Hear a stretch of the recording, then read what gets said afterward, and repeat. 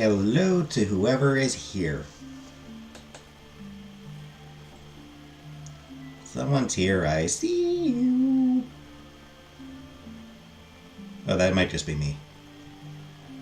It's just me, isn't it?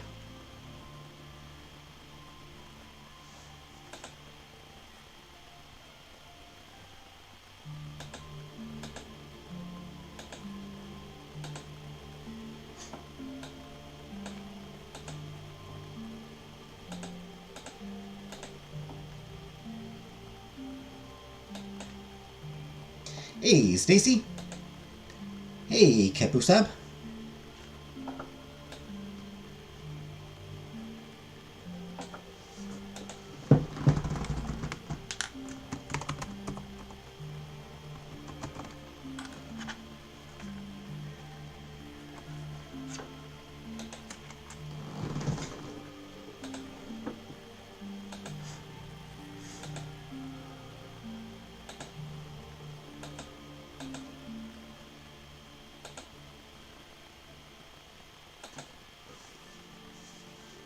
Hey, Killface. Get safe walk? Oh.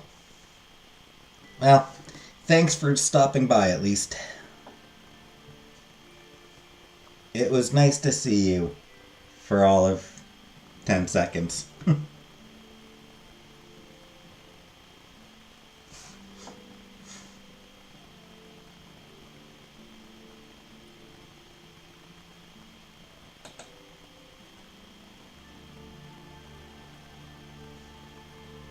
Hey, Joanna.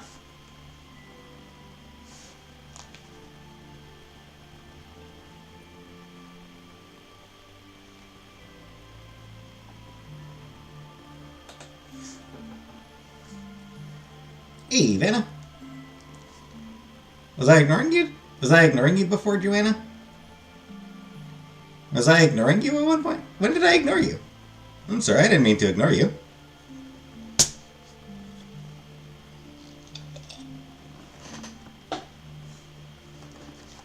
I apologize if I ignored you.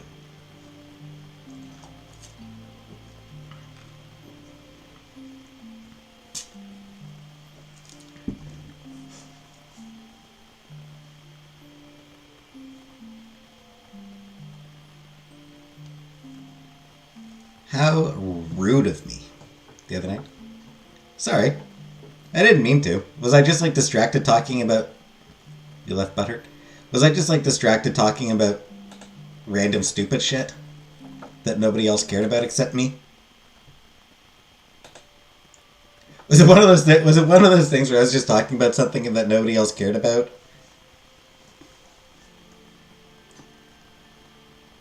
Because that does happen. I get distracted talking about things.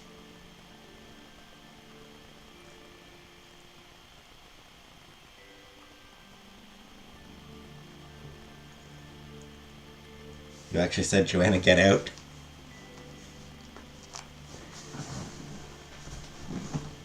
Well, I mean, that sounds like the opposite of ignoring her, though. She said I was ignoring her. If I told her to get out, then that would mean that I wasn't ignoring her. Just being generally rude. Different type of rudeness. Is wildly out of character.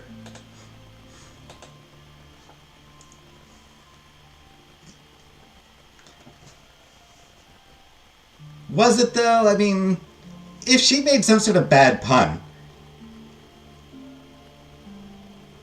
If she made some sort of bad pun, then me saying, get out, would be pretty in character.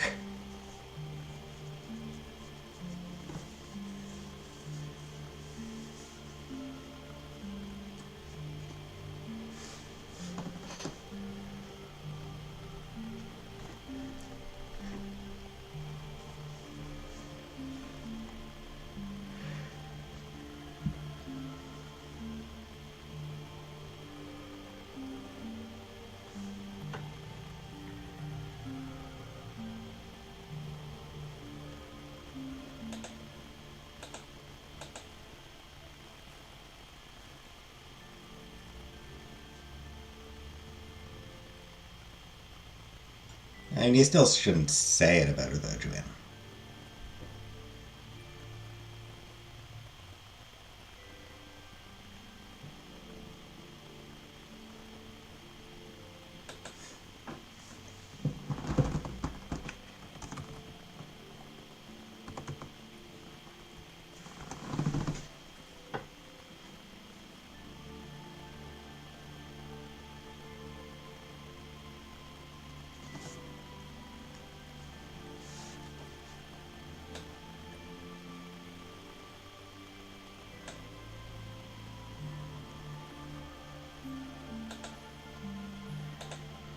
Hey, Jordan. Hey, Color Purple.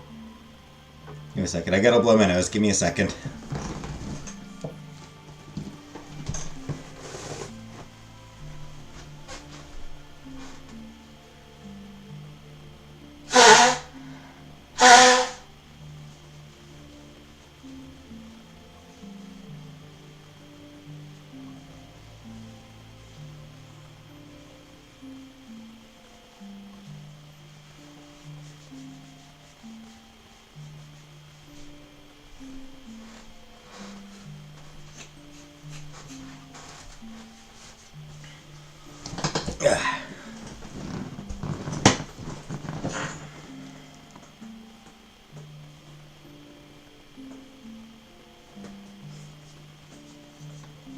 That's better. It's a bit better. No one panic, but I lost my lighter.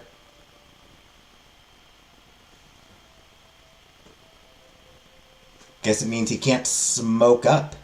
Found it? Well, I guess that means you can smoke up.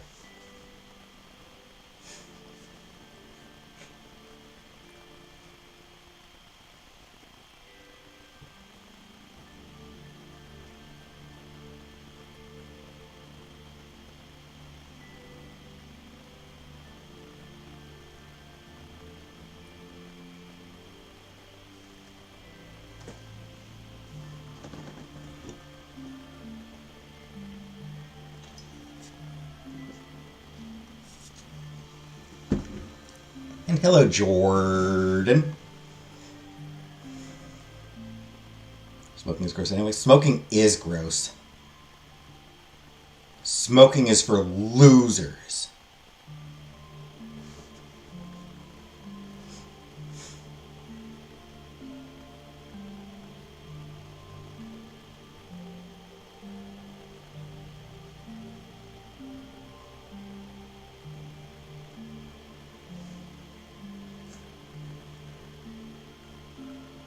Yes, Jordan?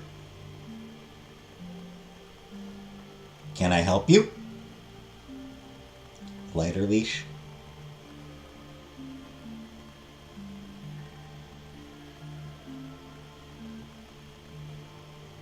Well. Good luck, Joanna. I hope you do manage to quit, because, yeah. I fucking hate smoking. I fucking hate cigarettes.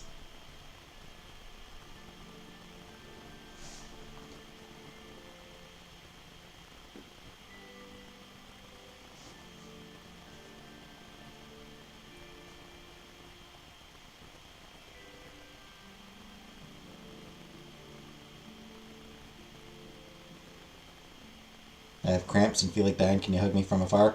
Aww. My arms aren't long enough.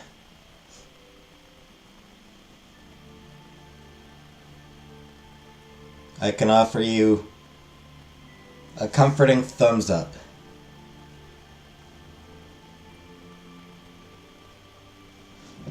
I offer you a comforting thumbs up, Jordan.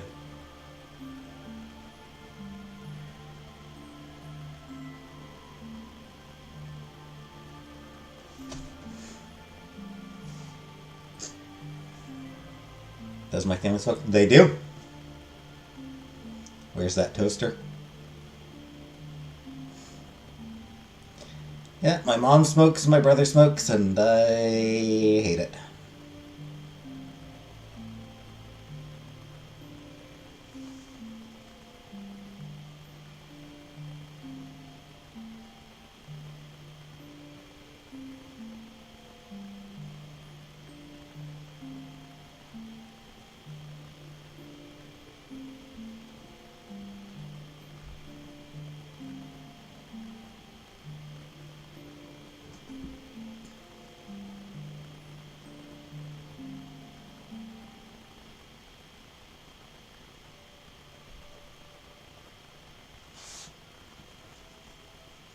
If I could make myself flat and warm like a heated blanket, I'd lie across your torso like a gutless cat.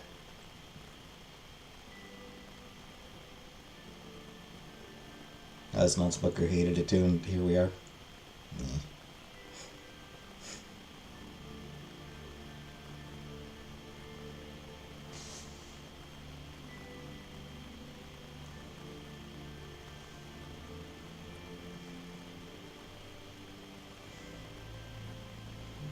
I mean, you are. I mean, like,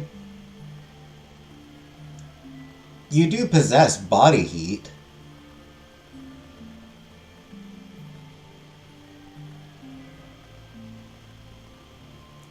So, I mean, you could just lay yourself across Jordan's torso.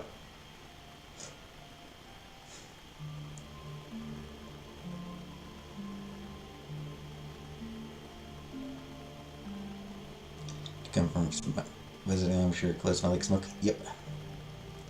Yeah, I'm pretty well nose blind to that shit. Like, I don't really notice the smell of it on my clothes, but yes.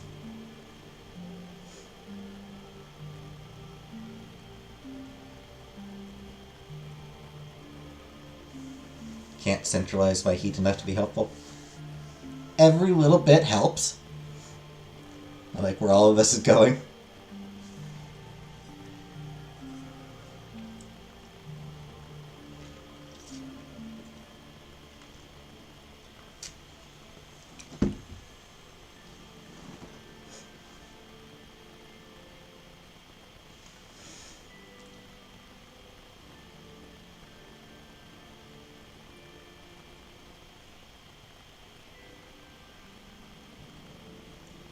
I'm pretty sure it's going towards some good old-fashioned Jorvana banging.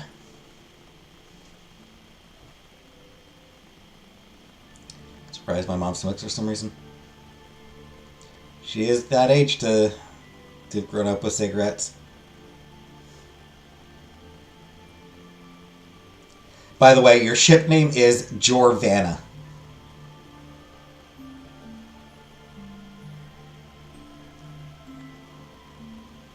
Jordan and Vanna, I just want you to know that's your ship name, Jorvana. Jorvana sounds expensive.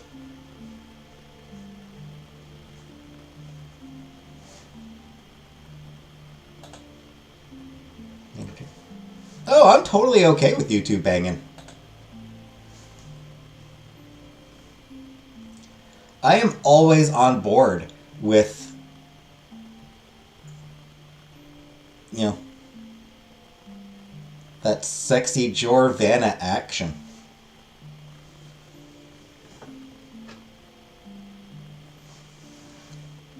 Just, sounds like a skincare from the Swiss Alps. I can see that.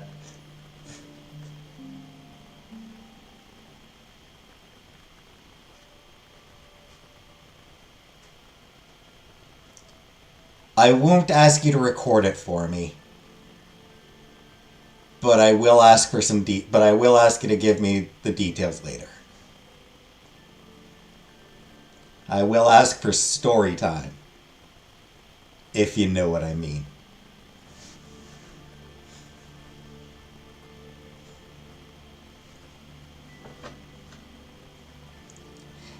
Anyway.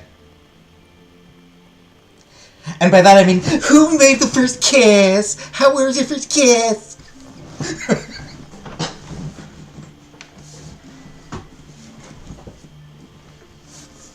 Actually, no, fuck it, I'm serious. Give me the romantic shit before the sexual shit.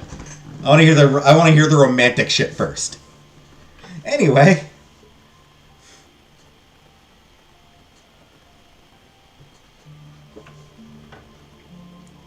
Were there sparks? Anyway.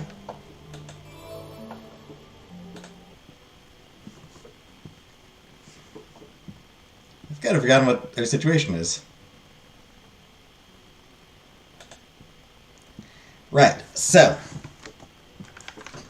When we left off, we had met up with some prince. I'm kind of blanking on the dude's name. Dahlia, yeah. We met up with Prince Dahlia. He set us up in a comfortable home.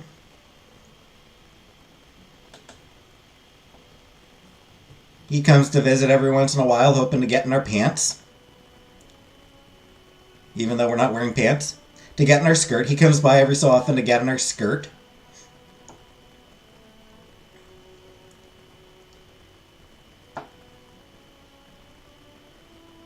Pervert just wants to have sex with us.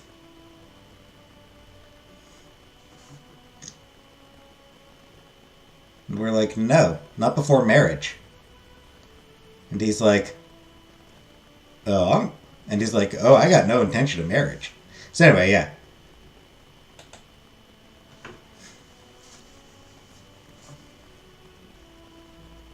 So the prince wants to sully our virtue.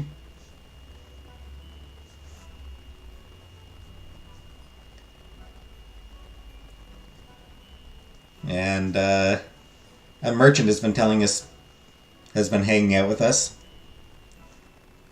telling us funny stories and shit. So, the young Moor was quite embarrassed by the convoluted nature of her situation. Since she had only been acquainted with the prince for a short time, and her feelings having been betrayed by Griselda during the previous timeline, she was hesitant to fulfill his request. We don't like him, do we? Sadly, no. We can't like this prince because he's not abusive the way the last dude was. Merchant could be helpful, maybe. Yeah, this prince is not abusive the way Griselda was, but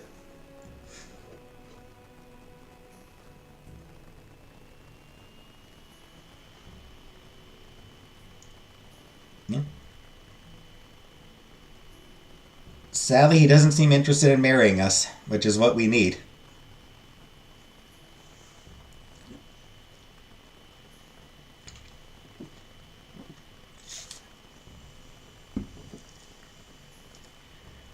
What will become of me?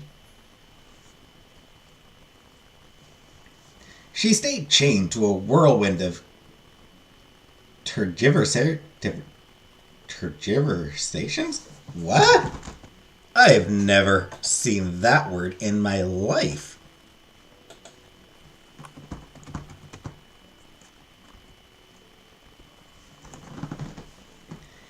Evasion of straightforward action or clear-cut statement.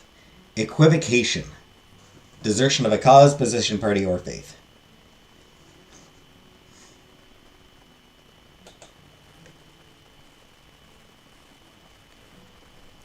Yeah, tergiversation.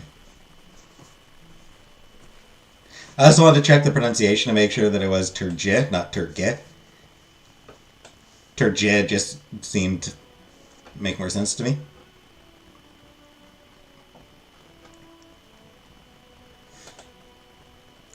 So yes, she stayed chained to a whirlwind of tergiversations for the longest time, not knowing what to do, until a revelation turned her convictions upside down. Kiana, my girl, what are you doing? You have been confined in this house with a hybrid status for several months now, and nothing is changing. Granting Thalia's wish is admittedly risky, but it is a golden opportunity to shake the stagnation that is seizing us.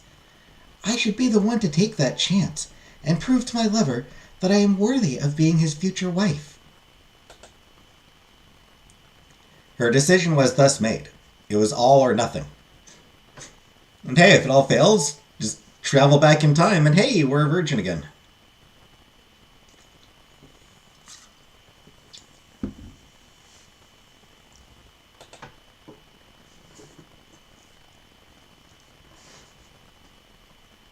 Some time later, the monarch came to rest in Claremont's domain. After a rather pleasant day, Thalia excused himself and announced he would be returning to the castle once supper was over. Kiana then faced her inhibitions and risked it all. Already, my lord? I am quite chagrined here. I was hoping I could enjoy your company a little longer. Would you not stay the night for me? I am just as bothered as you are, my lady, but urgent matter awaits me. Urgent matters await me. Overcoming her discomfort, she spoke in a smoother tone. What can I do to convince you? Would you sleep with me tonight? The sovereign's jaw dropped. He was visibly not expecting such an offer. I have been denying you my body for a long time, my lord, but tonight I am ready to change my mind. Chagrin is a word I love seeing. It's a good word.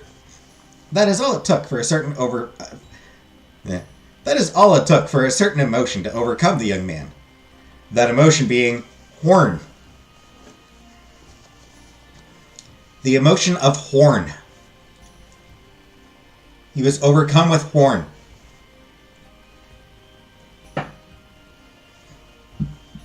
He called out to a valet while stuttering. Immediately forward a message to the castle to let them know that I am detained one more day due to weariness. Oh, you'll be weary, all right. You'll be real weary. Aw, yeah. And then, all smiles, he turned to the princess to kiss her hand. After you, my lady. Despite her audacious speech, the situation remained awfully embarrassing for the young princess, who absolutely did not know what to do. As she was getting ready, she could not help sighing. If only I had been taught about how these things work. I feel quite foolish. Are you ready, my dear? The sovereign, who was waiting on the other side of the door, was starting to get impatient, which added to her apprehension. With a pounding heart, she let him in. They sat down on both sides of the bed without daring to make eye contact. Kiana tapped into her last ounce of strength to speak. My lord, what I am going to do is in no way insignificant. I agreed to consummate our relationship outside of marriage, provided that you keep similar obligations toward me. It goes without saying, my lady. For this reason, I expect protection and affection from you. I leave it to your morality. She was about to continue when he put a finger on her lips. You will have no cause for complaint with me, my lady. I can assure you of that. She looked him in the eye, seeking some comfort, the certainty that she was making the right decision. She only saw the ardor of a man exhilarated by desire. That is when he leaned forward to kiss her, and she became unable to think about anything else. Bow, chicka, chicka, bow, chicka, chicka, bow, bow, chicka, chicka, bow, bow.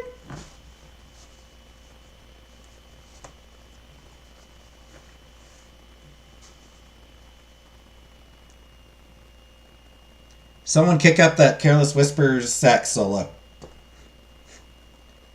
Someone get that sax going.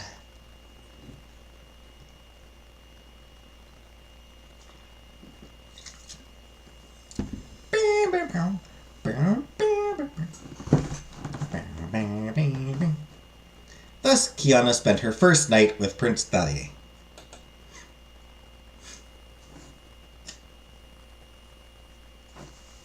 Shortly after he was done, he fell asleep by her side while she was analyzing her perception. If truth be told, everything in her mind was confused.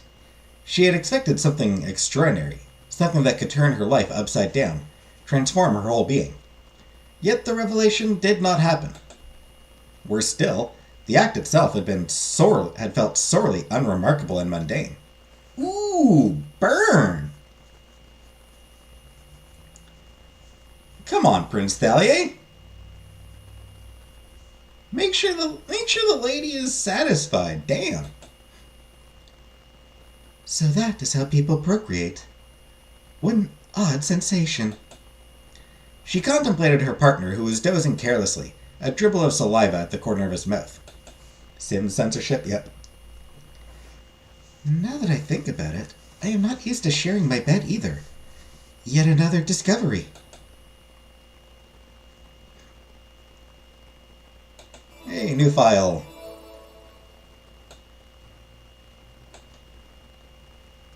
Sun, Moon, and Talia. It is again... Oh, and Sleeping Beauty image here.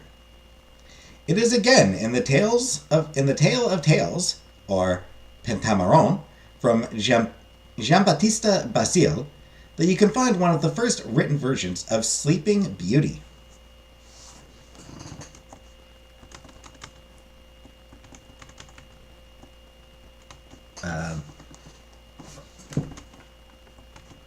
In Sun, Moon, and Talia, Sol, Lune, Italia, in Italian, a king and queen give birth to a beautiful princess named Talia.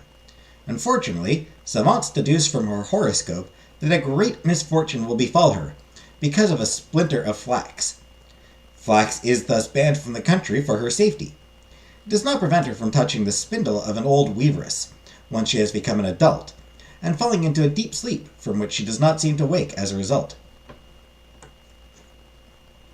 As life in the kingdom goes on, the king simply moves his daughter's body in a castle he owns in the countryside and tries to forget her demise. It is not until years later that a young prince who has gone hunting comes across the mysterious castle and begins to explore it.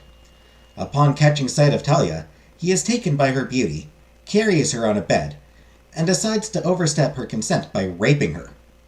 After this very romantic gesture, he returns to his palace and moves on. Thus the young girl gets pregnant and gives birth to twins during her sleep. Two fairies appear to take care of them, and it is the newborn babies who, trying to suckle, wake her up by taking the splinter out of her finger. To her great surprise, she finds herself alone with two children, without knowing who is bringing her food and how. But as he has not entirely forgotten about her, the prince comes back to see what has become of her, and fortuitously learns about her awakening. He explains to her what happened, and stays with his new family for some time, overjoyed.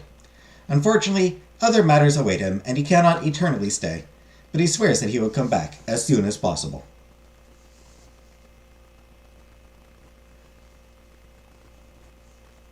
I think flax is used, I think flax has been used in fabrics in the past.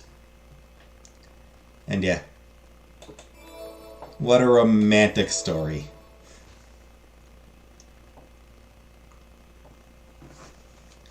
Busy as she was sorting her thoughts, she had trouble closing her eyes, and only fell into the arms of Morpheus much later in the night. Glad they adapted these stories, yeah. Indeed, Thalie woke up way before her.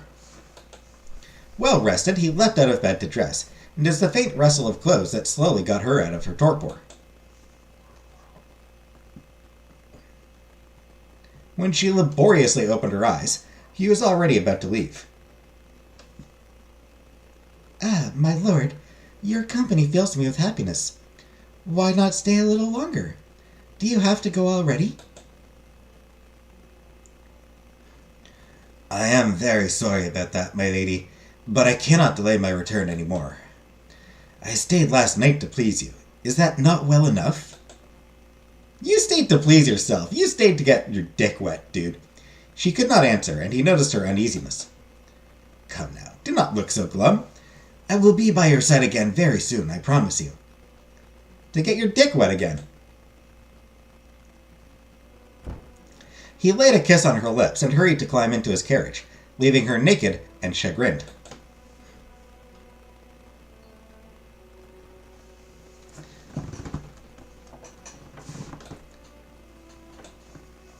All that dude cares about is getting off.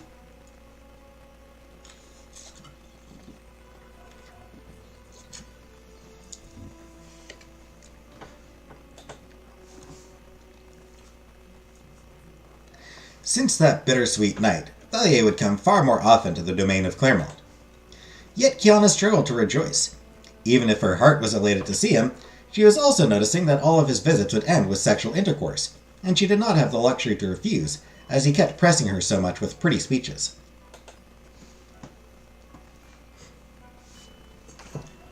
Troubled, she confided in Georges. "How is it that he demands to do the thing so much? He seems exhausted and out of breath each time. I do not understand."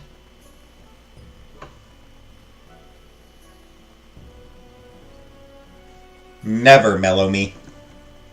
I'm sorry. I'll try to stop saying it.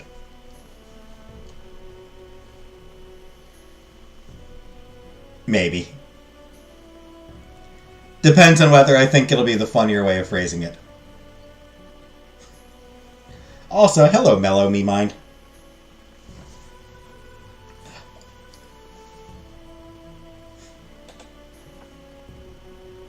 Hey, intentional weirdo. This is not the case for you?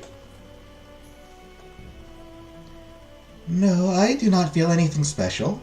I simply wait for him to finish, which has the merit of being short. Should I? Ooh! Damn, he's a minute man, too.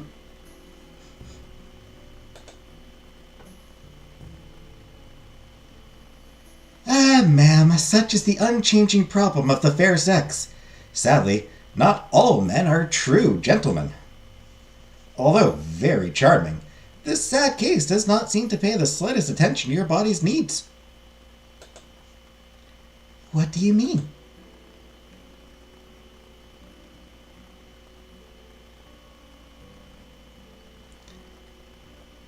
George, are you going to teach me about good sex? Hey, troll, please. Every woman possesses a tiny piece of flesh that is extremely sensitive above her well of love. If you had stroked it, you would have been in the same state. Really? Why did someone not teach me this before? Because women's pleasure comes from the devil! No, seriously, that people used to think that a woman that used to be an actual thing,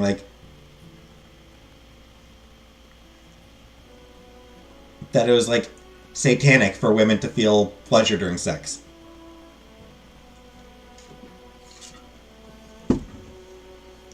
Women aren't supposed to enjoy sex. Try to bring up the topic with great subtlety in order not to scare him. Some lovers have a very fragile ego, but do know that you deserve to feel the same delights you give him. Is it not natural for the pleasure to be mutual? It would probably explain why his boundless enthusiasm is not really shared. I will try to rectify this. Bear in mind that you have the right to refuse if you do not feel like doing it. It may be more reasonable to postpone to a later date than having an unpleasant time, especially as something as intimate should never be so. I am glad I crossed the path of a man such as you, George. No one else would have explained all those things to me.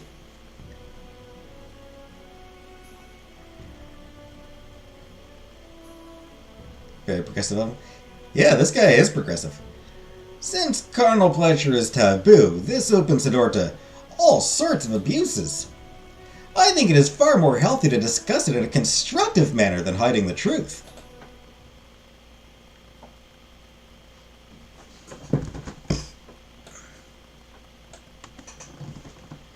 Kiana followed the guidance provided by her friend and set out to explore her body in order to better understand its functioning. Once the mystery was solved, she summoned the courage to ask Prince Thelly to better take care of her, arguing that it would only be better for the both of them. He acquiesced almost reluctantly, and started to provide the most basic caresses. Once again, she shared her doubts with Georges.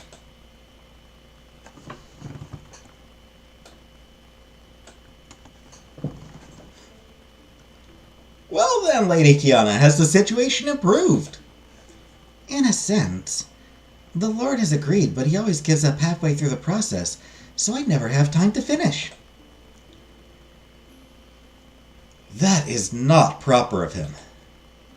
Our relations are far more pleasant because I finally feel something, but I also feel the frustration growing. I am afraid that your advice turned against me. My apologies, I merely wanted to help. This is not your fault. George paused for a moment. With your permission, I have always thought that the intimacy that we develop during sexual intercourse revealed the true nature of a partner. What are you trying to tell me? Well, someone who seems highly respectable can show their true colors once stripped of all clothing. In this instance, I fear that your beloved is either indolent or cares very little. I am decidedly unlucky. The accommodating ardors of Thalia lasted thus for weeks and months, to Kiana's utter despair, as she had hoped to change her daily life more deeply than that. She could not deny not being as bored thanks to the increased presence of her lover, but the promise of marriage still was not coming. She sighed. What is the point? Although we occasionally sleep in the same bed, he never stays in it very long. If truth be told, the monarch had even started to devise a strategy that she did not like at all. Instead of remaining by her side all night, he was now finding a way to sleep with her right before dinner, so that he could gobble his meal and jump into a carriage shortly after. This is not a conduct befitting of a prince. I'm not asking for him to give up everything for me, but only that he take his time and show me some affection. The feeling she had harbored for the young man had gradually eroded, and she was beginning to question her decision. Have I made the right choice by putting my trust in him? Thalia does not have Griselde's choleric temperament. I know he will do me no harm, but he always seems so detached, so elusive. I never know what he thinks or what he wants. Who am I to him? You're a hole. Basically, all she is to him is a hole.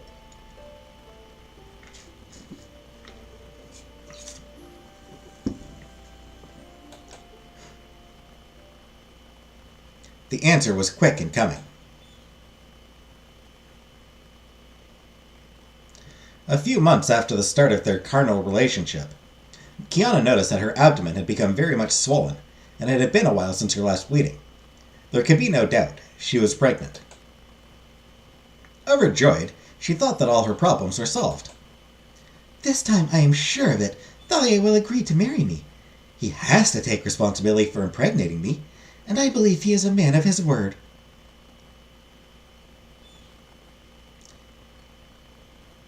Hey, little Craig. What's going on? Well, we just got pregnant. Out of wedlock. With a dude who clearly does not want to marry us. Which means we're probably doomed. We're boned, but not in the fun way.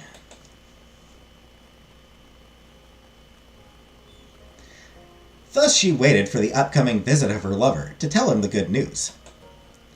My lord, I have something very important to tell you.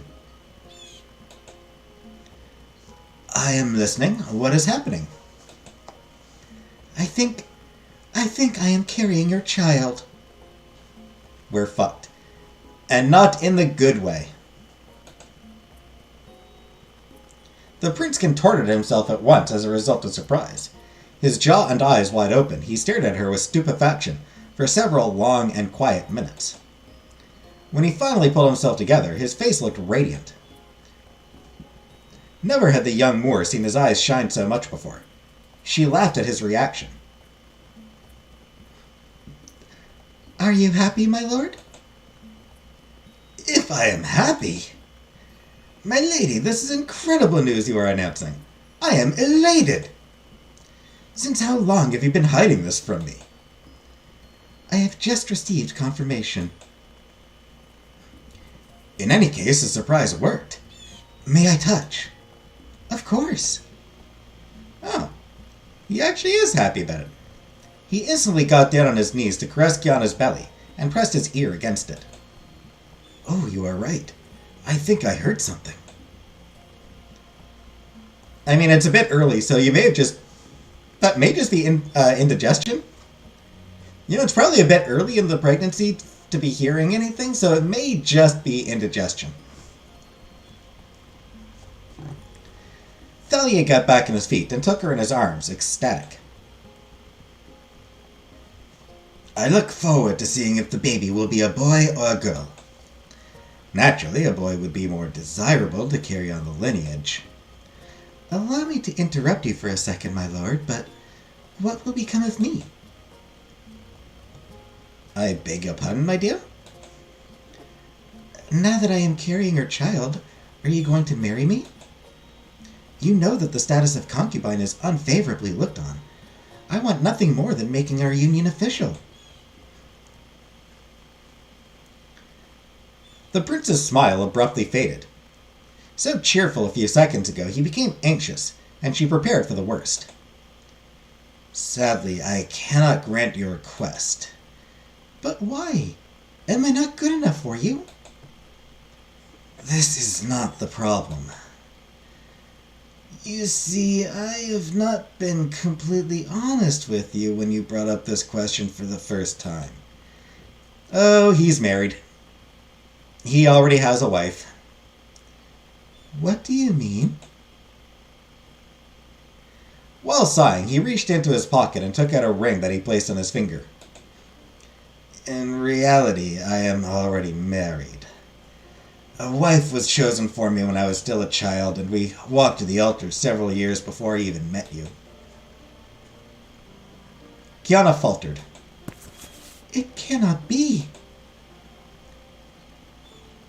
This is, unfortunately, the truth. Had I known you earlier, I would not have hesitated. But I cannot divorce my wife, and I certainly do not have the courage to have her murdered. But then, what am I to you? Obvious discomfort seized the monarch. My mistress, if it suits you. Have I not kept all of my promises thus far? You have a property, retainers, access to food and clothing. I even come to visit so that you would not feel too lonely. It only depends on you that this happiness continue. So I can only live hidden away. It seems to me that concubines are girls that would usually be scandalous to marry. Yet I am not of low status. Confronted with the young woman's increasing dissatisfaction, Dahlia tried to look reassuring. What is she didn't know he was married. She thought it was a last-ditch effort to try to get him to marry her. She did not know that he was already married. And she was hoping that by agreeing to have sex with him, that he would agree to marry her.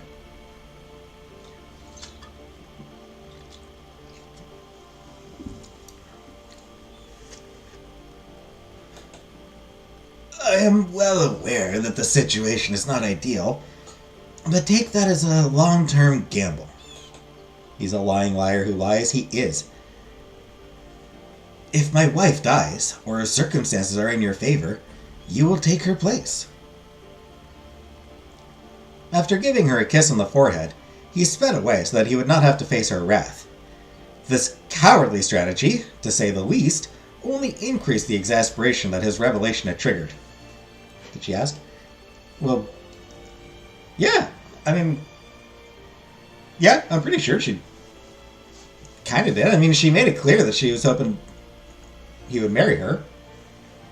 She brought up the question of marriage.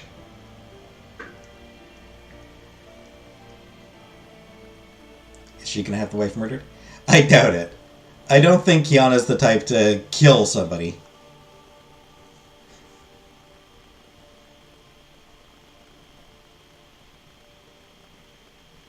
Yeah, this is... What a great prince. You're carrying my baby, that's great. Oh, by the way, about marrying you, I'm actually already married. Anyway, I'm gonna get going. See ya. Woo! Zoom! I was just picturing him like Looney Tunes running away.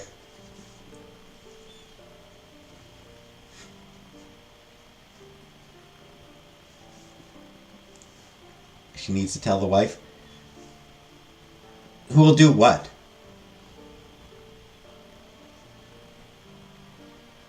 Like, it's the wife's not going to do anything. Like, she could... Even if she had a way of telling the wife what happened, what's she gonna do? Can't divorce him. She's a woman. She can't divorce him.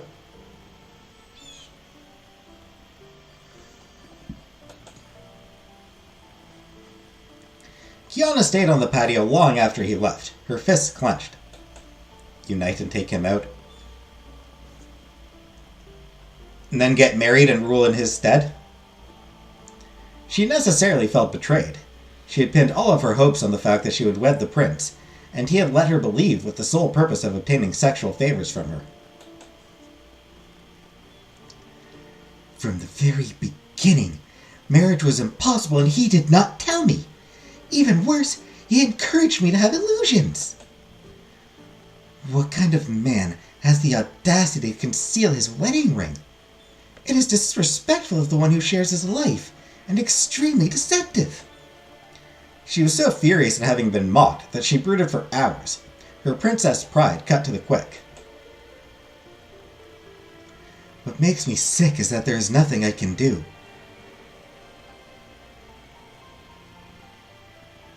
Also, the pregnancy makes you sick.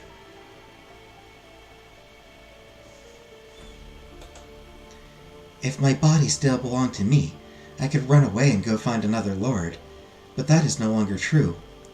With this unborn child, I am doomed to remain his concubine, until my death or the death of his wife.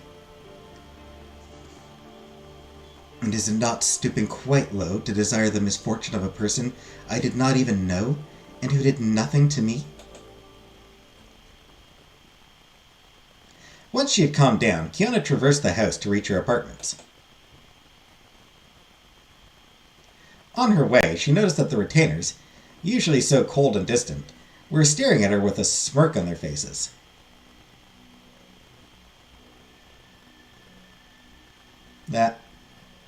So the retainers are bitches. Whispers could be heard on either side of the room, filling the air with an unbearable buzzing. Did you see that? Thalia finally told her the truth. That stupid girl thought she had every chance. So foolish. Did you see how her high and mighty air crumbled? That'll teach her to think she's superior. Humiliated, mortified, the young woman valiantly tried to save face with every step, until the final blow was dealt, crushing her last resistance in the process. Princess Annette, she deserves the same treatment as the others. The others? Of course, he did not sincerely believe that Lord Thalia had stopped at one mistress. He has several of them. And he's keeping them all in that way? Only those he deems worth the effort. He goes to brothels during his trips to town, and sometimes also gets it on with servants directly. My God, that is disgusting!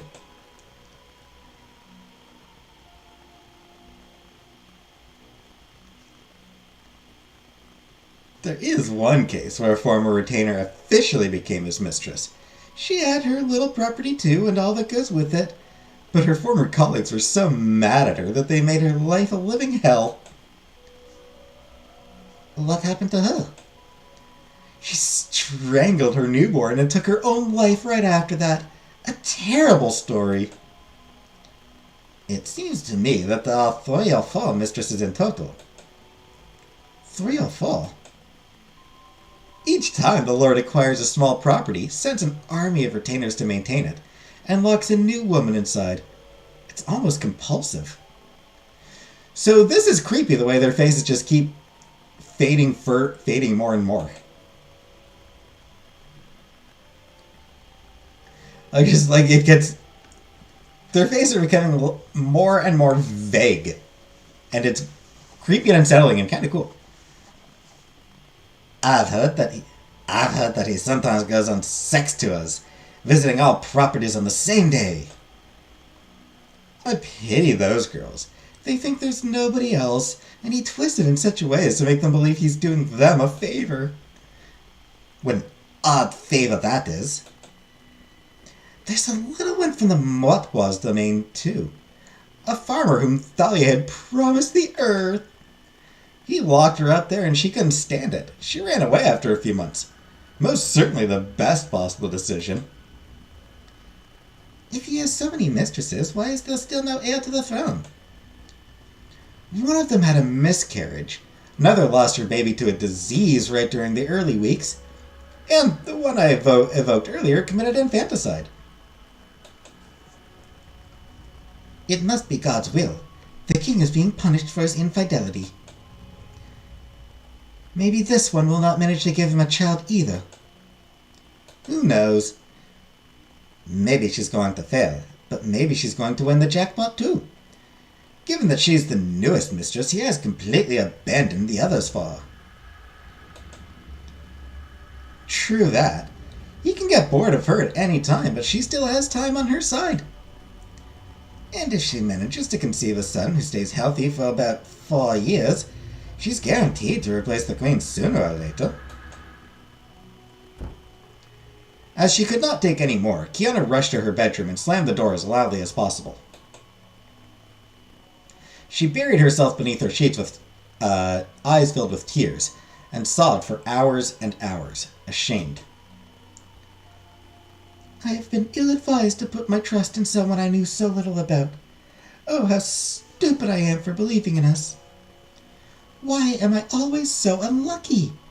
I merely wanted to do what is expected of me, getting married and becoming a queen. Should I really cling to that last hope and wait 4 long years before finally acceding to the throne? Do I even have the slightest certainty that he is not going to disappoint my expectations once again?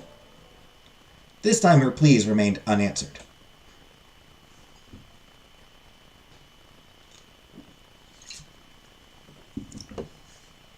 At the same time, a few kilometers away, the carriage of Prince Thalia was reaching his castle.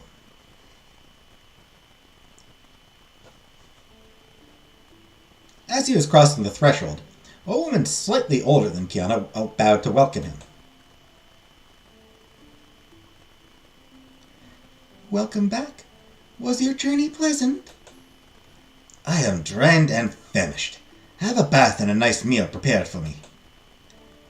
This instant, my lord. She dashed through the corridors to follow his instructions, and he barely shot her a glance. That night, the couple had dinner together in a crushing silence that had sadly become all too familiar, each one at a different end of the table. Hey, PK. I'm sorry. Just to catch you up, Kiana's now pregnant, but the prince turns out to have a wife already. And we have known the wife for 30 seconds and already I feel sorry for her. She's had 2 lines and already I'm like, man, this girl seems like a sweet, she seems like a sweet woman. She deserves better than this dude. Like, literally, she's had 2 lines of dialogue, and I'm like, man, why can't I marry her? She seems nice. She deserves happiness.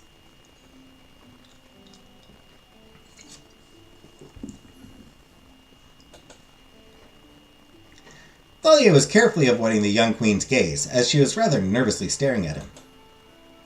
Bashfully, she tried to inquire about his well-being. How was your business trip? Fine, fine. Would you like to talk about it? This will not be necessary, Salfin. Everything is perfectly fine. There is no need to worry. Need to work with her and take him out? I mean, after meeting her, I am inclined to agree. She was then dismissed and asked to go to bed under the pretext that he would join her shortly. The woman called Seraphin discreetly sighed as soon as she was sure that she was not watched. Our relationship has not always been so cold and tense.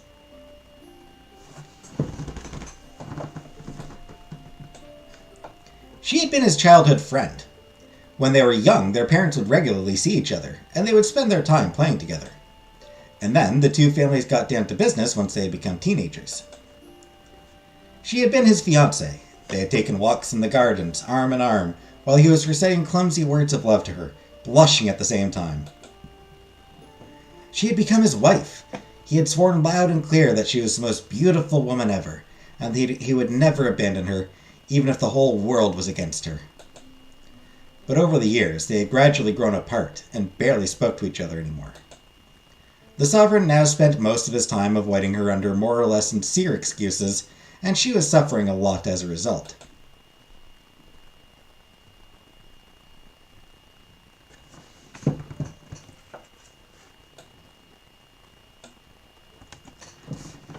There's always some important matter that requires him to go somewhere, and when it is not a hunting party, and he never wants to bring me with him. I have heard that he periodically goes to one of our secondary residences to rest. Why would he need to rest? Because of me? How he must hate me if he needs peace so much, and would rather lie to keep me away from him. Leaning in a dejected posture, she wiped away a few precocious tears, before putting a hand on her forehead. If only I could give him children, perhaps he would take more care of me. Huh. I wonder if maybe she might come visit. That would be cool if Kiana and the Queen got to meet. And be like, man, this dude we love is a douche. We're both in love with a douchebag. We'd be way happier together. Let's just run away. Let's kill him, steal all his shit, and run away together. The Queen was not the only one to complain about the situation.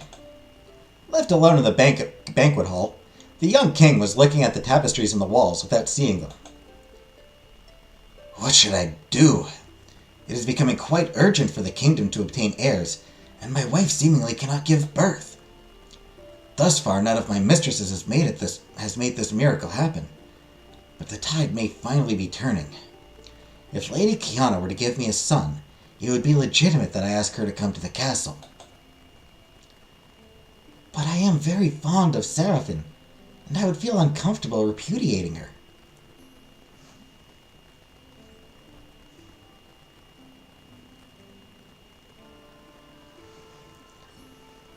I appreciate that he does have a little bit of a heart.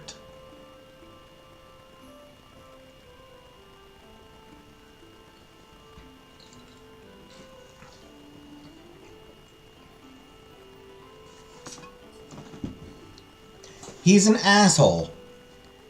But, at the very least, part of that does come from political pressures to have an heir. Furthermore, her parents are likely to turn against me, and she may very well not be able to handle the separation either. She has always been fragile.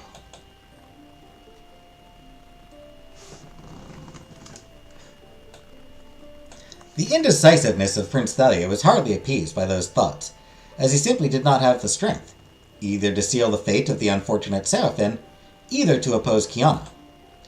Just as he was not courageous enough to announce to his remaining mistresses that he had grown bored of them and did not intend to see them again, even if he was still keeping them out of respect. He could divorce the wife instead of cheating? Not really. Divorce wasn't permitted.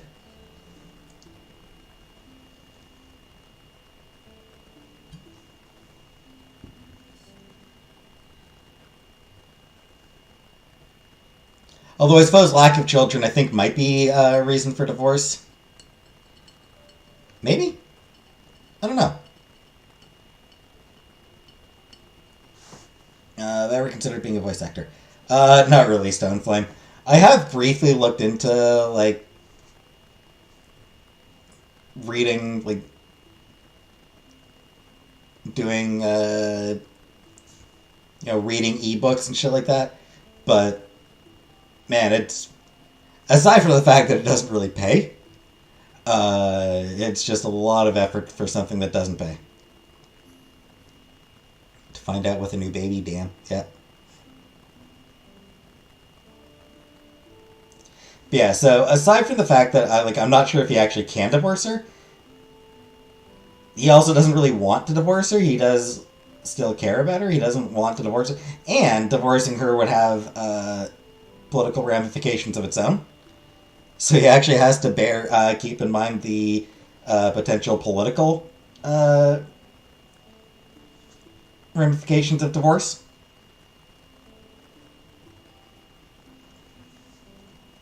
So,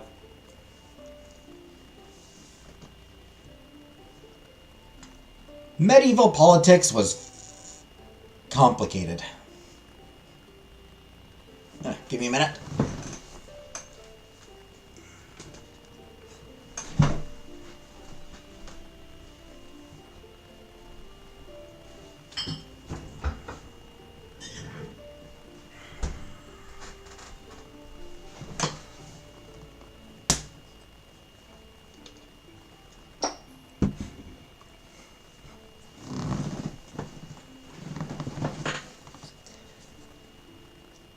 Read 50 Shades of Grey? Hell no.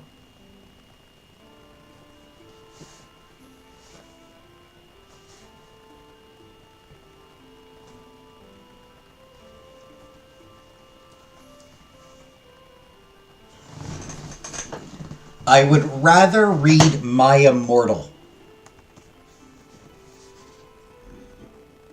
Except a lot of people, except that's already been done. People have already read My Immortal on stream. Plenty of people have recorded themselves reading My Immortal, I think, so.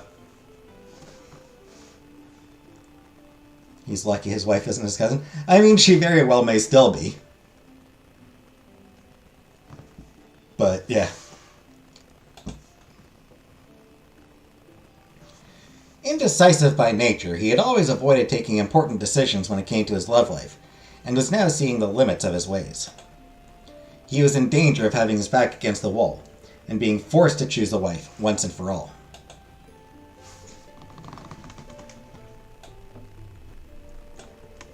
This prospect was making him feel deeply uncomfortable, and he preferred to delay the inevitable. Shades of Grey is notoriously badly written. Yep. Any resolution would be hasty. After all, I do not yet know if the unborn child is going to live. Let us wait and see how things progress. If Lady Kiana insists, then I will seriously think about it. Douche.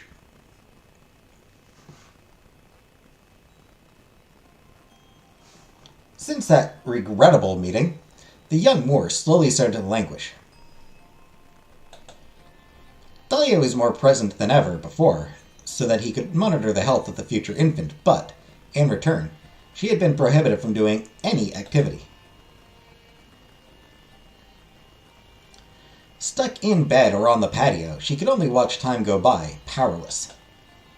To crown it all, Georges soon came to warn her that he had to roam the country again. Alas, I would gladly extend my stay to keep you company, especially in these difficult times. But I never remained so long in the same region. I absolutely must reach new towns before the change of season. I understand. You need to earn your living after all. Rest assured that I will not forget you. As soon as I am in the area again, I will come to visit you. If you do not mind, at least.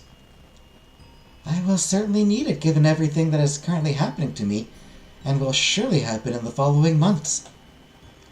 In any case, you will always be welcome here, Georges. Thank you, Lady Kiana.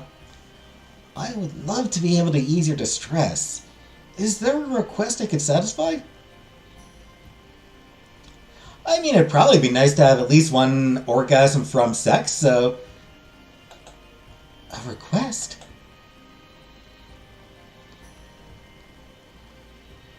I know that you were cut off from the rest of the world in this house, but I may have an idea to soothe your loneliness. If you so desire, I can find a messenger in the nearest town on your behalf. Thus, you could contact people you have not seen for a long time. Would it make you happy to hear from someone who lives in your father's castle, for instance? At this mention, the princess could not hold back a dumbstruck exclamation. Nahima! How could she have forgotten something so important? The recollection of her confidant pierced her heart with regret. Was it already too late? Her eyes stung again, but she fought the tears as much as she could, so that she would not show Georges the same display as the one that had occurred right after Prince Thelier's confession. Heavens, all those adventures distracted me from a promise I had made to a friend. If possible, give me news from my homeland, and if you manage to find my lady-in-waiting, Nahima, I would be very grateful. It will be my pleasure to sweep your grief away. Dry your tears, sweet Kiana, and be prepared to receive a letter shortly.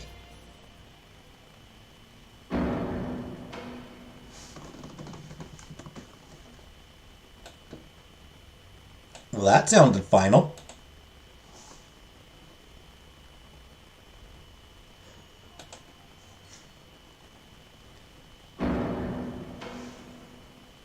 Hey, Scapegoat. Thus, the only positive presence that was warming the young woman's life went away with the onset of winter. Deprived of any kind of pastime, she returned to dying of boredom again, while waiting for that letter that was due to arrive soon, her only remaining source of hope and comfort. Unfortunately for her, the missive that arrived weeks later did not deliver good news.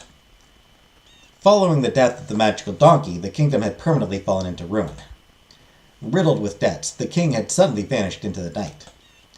Rumors had it that farmers had seen him flee, but no one knew if he was dead or alive. In fact, all the castle's inhabitants had progressively deserted it, and there was no way to know what had become of Nahima in the meantime. Kiana sent the messenger some crowns so that he would make further researches, but did not hear from him again. Perhaps he was still investigating, and had still not found any trace of the young Moor. Unless he had simply ran away with the money. Aw, man. We lost our girlfriend. Oh, Nahima, how I regret neglecting you. If only I had not been so preoccupied about marrying Daye, I could have found you before you vanished.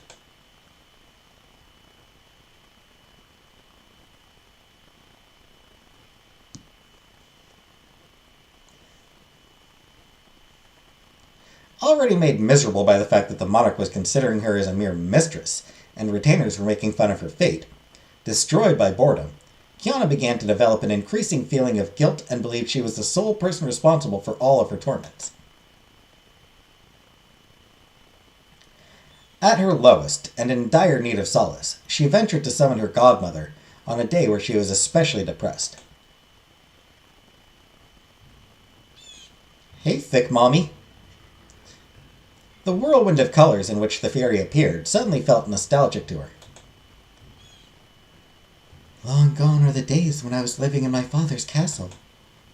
Only a few months had elapsed since her escape, but those felt like years in her mind. She therefore allowed herself to be distracted by her memories. Seeing that she was elsewhere, the fairy cleared her throat and interrupted her reveries. You asked to see me, princess? The young woman collected herself, a hint of crimson on her cheeks. Oh, absolutely. Well, here I am. Do you need my magical powers for a favor? Unless you have finally decided what your wish will be. Nothing of the sort, godmother. I would simply like to spend some time with you. Medea immediately frowned in a mix of disapproval and amazement. She slowly folded her arms, sighing. This must be the first time someone does this to me. Mortals are truly full of surprises. But I suppose there is a beginning to everything.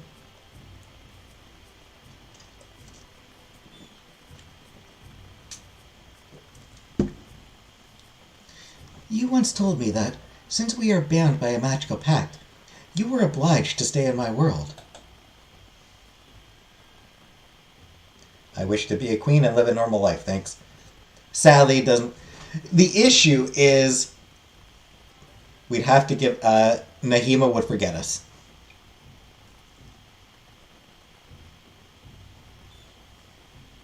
Ew, quality time. That is correct. Summoning you even when I have nothing special to ask should not pose a problem, should it? You are truly quite perceptive.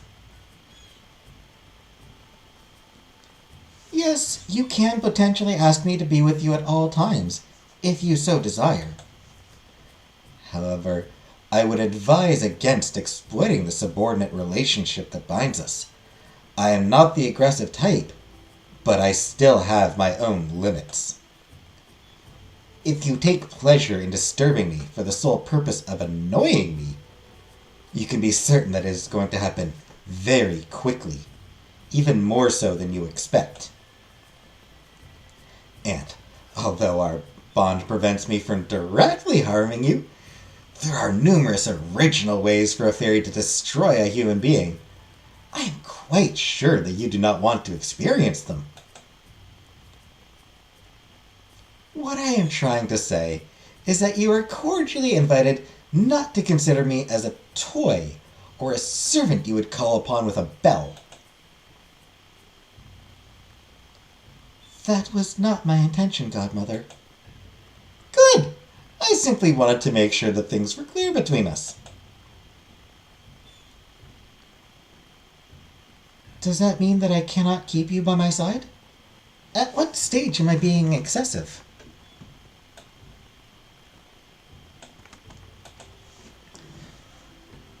This is a very complex question.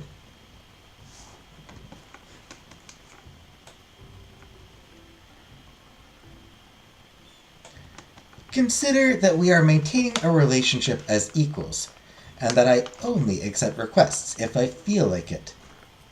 You can ask me to keep you company, and I am free to refuse. If you ever override my refusal and try to force me by exploiting our subordinate relationship, then I will lose my temper. And when I get angry, there is usually no prior warning. So I prefer to warn you now, to avoid such a situation. I understand. But I did not want to irritate you, Godmother. I was simply feeling a bit lonely, and I thought you might be too. Seeing the sad look on her protégé's face, Medea softened and took her place next to Kiana while affectionately patting her on the back. Do not be sorry, my child. I was merely warning you. Of course it is not my intention to harm you. That is a relief, Godmother. I was afraid I had earned your wrath. Not at all, love. Like I said, as long as you treat me decently, you will have nothing to fear from me. There are humans who behave wrongly towards fairies, then? Oh, yes. Just as there are humans who mistreat other humans. Or fairies who mistreat other fairies. The world is multifaceted. Sometimes it is hostile and terrifying, other times wonderful and welcoming. Very true. I have experienced so many things lately that I know this all too well. Really? What kind of things? Tell me all about it, child.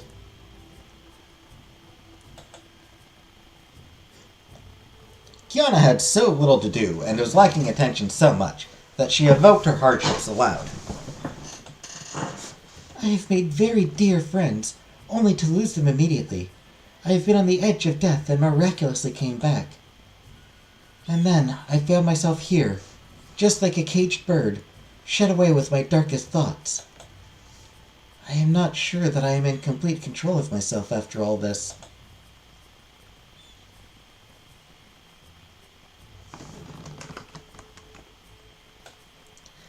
The edge of death? I would have remembered if you had been in distress, as you would have surely called me. Oh, but I did call you for help. Kiana suddenly realized that she was saying too much, and hastily placed a hand over her mouth, but it was already too late. The fairy stared at her with a wry smile. That's what I thought. You are hiding something from me. Did you truly believe that I would not notice? Speak, Angel. You owe me an explanation.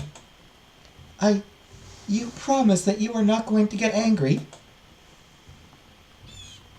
If this is what I sense, anger is not the appropriate emotion. Girls who play the sorcerer's apprentice always end up punishing themselves.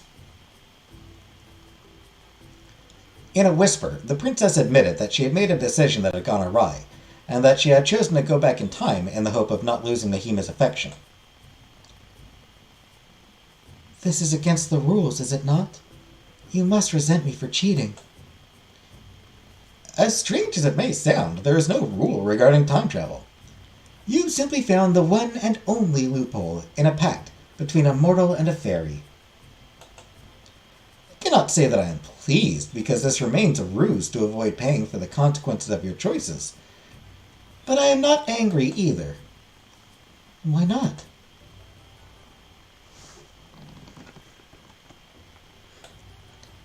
You see, it is impossible to control time entirely, even for us fairies. When you thought you had found a way out, you actually got caught in a vicious spiral. Once you have tasted that kind of power, it becomes difficult to live without it. Yet time does not let itself be harnessed like that, and the slightest mistake can have disastrous consequences.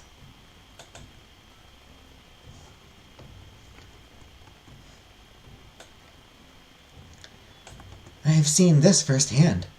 I thought I was saving my life, but I just reached new dead ends. Exactly. You have thus punished yourself. I can see it in your behavior. You seem isolated and bruised. Is it not proof that there is, in fact, no way to flee from the consequences of your acts? You thought you were cheating, but you were actually just following the rules of the game. And if you are a reasonable girl, you would know why it is a terrible idea to make that request of me again. I understand what you are saying, Godmother, and I take no pleasure in traveling through time. But do I only get to choose? The first time I was in a hurry, and it was the only idea that crossed my mind.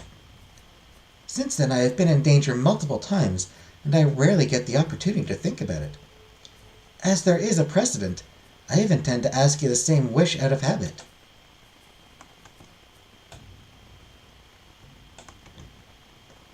This is the trap you must definitely not fall into, love. Do not let yourself be sucked into the vicious spiral, or you are going to pay the price for it.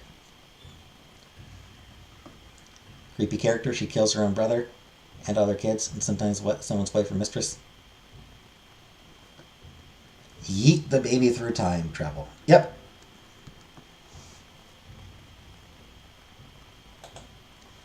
You must break the circle before it is too late to do so. If it were only that simple. Regardless, know that you should not hide this kind of thing from me. I did not retain memories of the events of the previous timelines, as you are the only one who traveled through time. But I am still a fairy. I immediately felt an anomaly within you, like remnants of magic. I am also perceptive.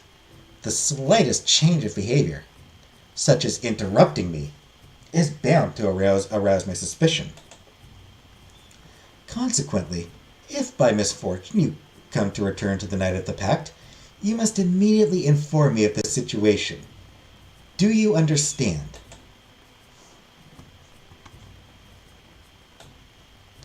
Yes, Godmother. I can assure you that I will take you very seriously, and that I will do my best to give you assistance. I am relieved to hear that. I was so scared that you would use your magic to turn me into a frog. Medea chuckled. I can assure you that I have much more style than that. Besides, what would I gain from leaving you in this chaos? Do not forget that, as long as you go back in time, it means that I am trapped in our pact, and doomed to grant the same wish over and over again. You do not seriously believe that it would delight me, do you?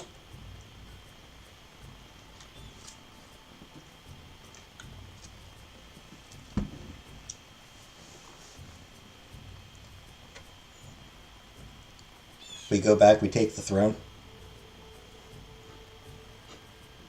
Honestly, kill the king.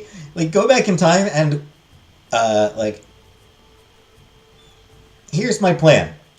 Turn me invisible so I can kill my fucking dad.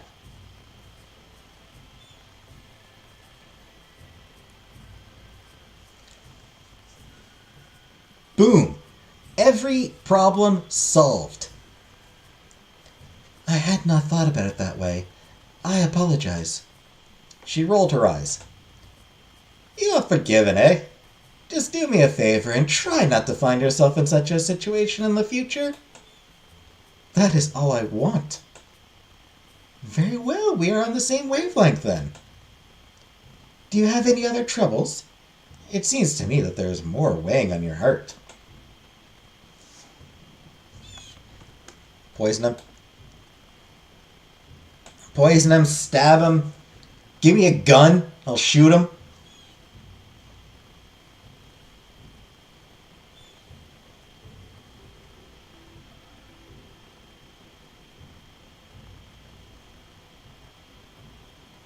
Put him in a hot air balloon and let it drop.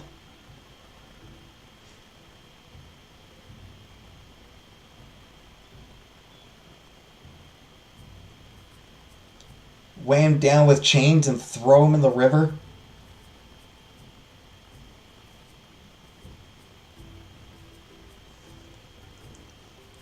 So many ways to kill him.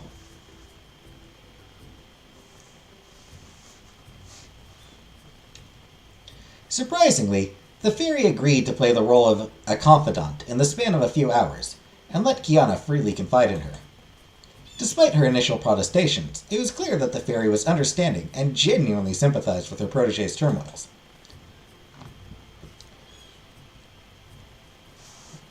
Still be a woman without a man in medieval times? Yeah, but then you can just find a dude. Just be like, okay, who are some princes who aren't married yet? Him? Yeah, I'll marry that dude.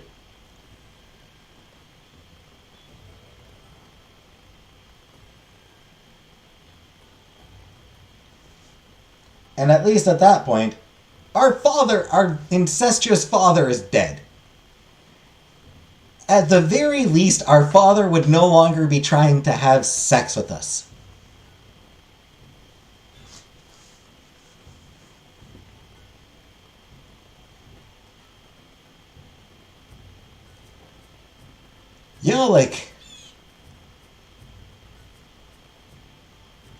Willing to put up with a lot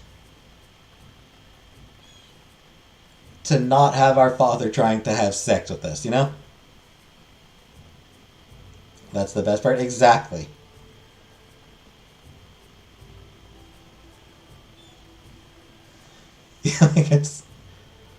There's a lot that a person would be willing to put up with if it meant their father is no longer trying to have sex with them.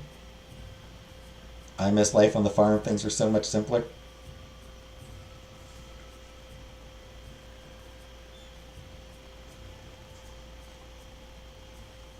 Indeed, at that point, your big concern was having enough food to not die.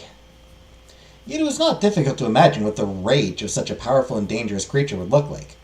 This is why the princess mentally made a note of never making an enemy of her. I came in after the incest stuff, my bad. Yeah, the reason Kiana's in the situation she's in is because her dad wanted to marry her. This got dark fast. Indeed. Yeah, Kiana's Kiana's father wants to marry her, so she had to run away from home.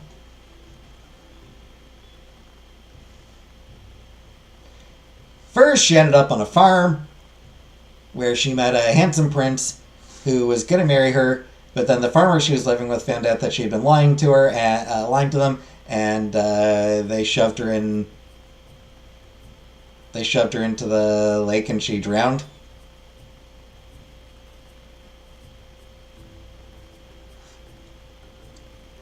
Then she was buried alive. She tried to get out another way by faking her death, but she was buried alive and died. And then she managed to go sneak away and work in the castle of the handsome prince, who abused her and assaulted her, and then ended up crucifying her, and she died.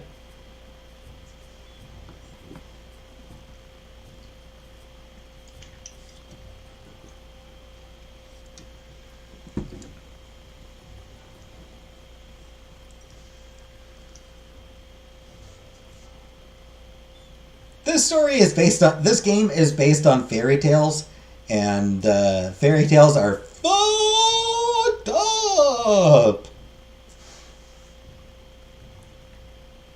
Is that all? I think so, godmother. She's been through it. She has. I forget when they nailed her to the stake. Yep. I hope that you feel a little bit better. Way better. Thank you for sparing me some of your time. Can we meet again? I would rather you do not summon me every week if that is possible, child. I am not made for living among humans. Today was an exception.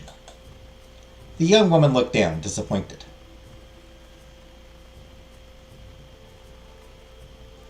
May go back and watch some live streams. I have a suggestion.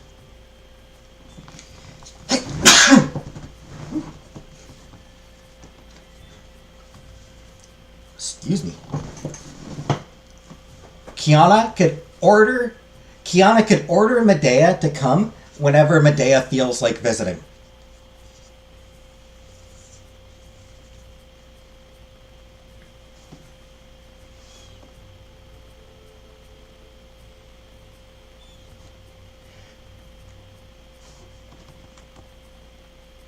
I feel like that would be a clever way of doing it, you know? Make use of their subordinate relationship in a way that actually kind of helps, kind of benefits them both.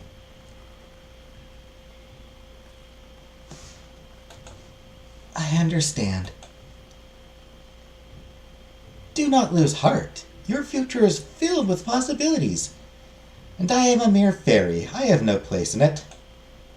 Medea pretended to stand up and turned at the last minute.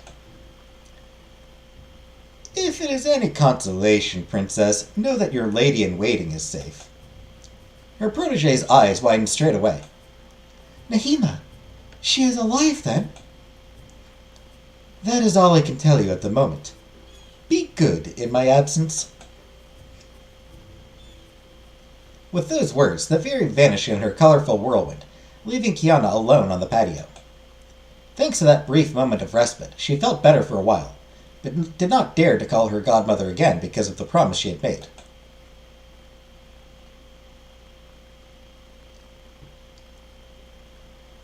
I gotta blow my nose. Give me a second.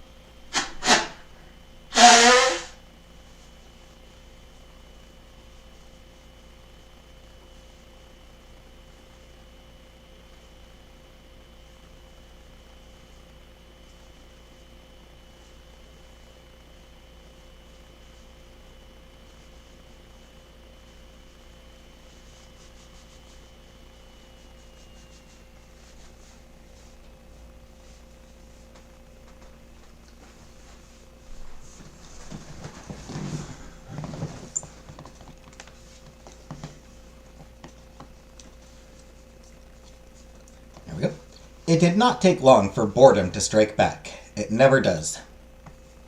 Boredom's a bitch.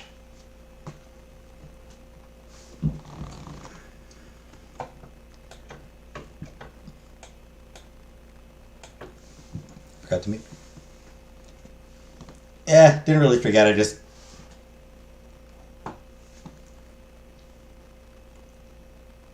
pain in the ass muting on this thing, on the program I'm using. Months went by with suffocating slow speed, as anxiety was eating the princess alive. The mortality rate being quite high at the time, there were strong chances that she would not survive the ordeal awaiting her, and she was perfectly aware of it.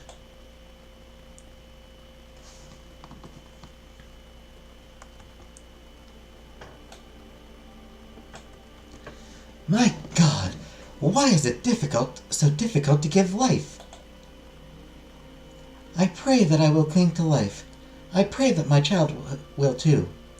Make it so that we both make it. My fate is in your hands.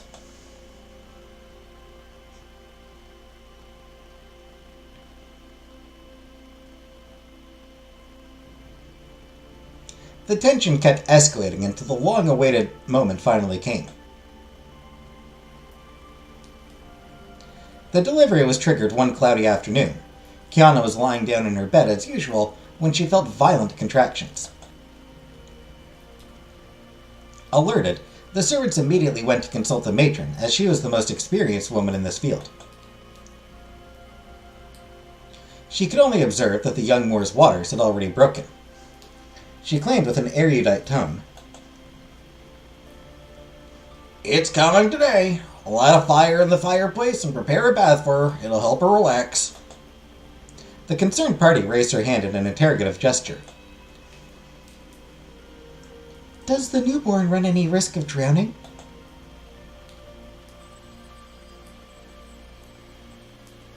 Oh shit, here comes the baby. Yep. It's your first one. The active phase of labor should take about 8 hours. You have all the time in the world to take a bath before the baby comes out. And trust me, girl, you can perfectly deliver a child in the water. The matron then turned to the other servants. While I'm on the subject, don't forget to make her a good broth. Everything must be perfect. Yes, old woman. Yeah, childbirth is like just fucking...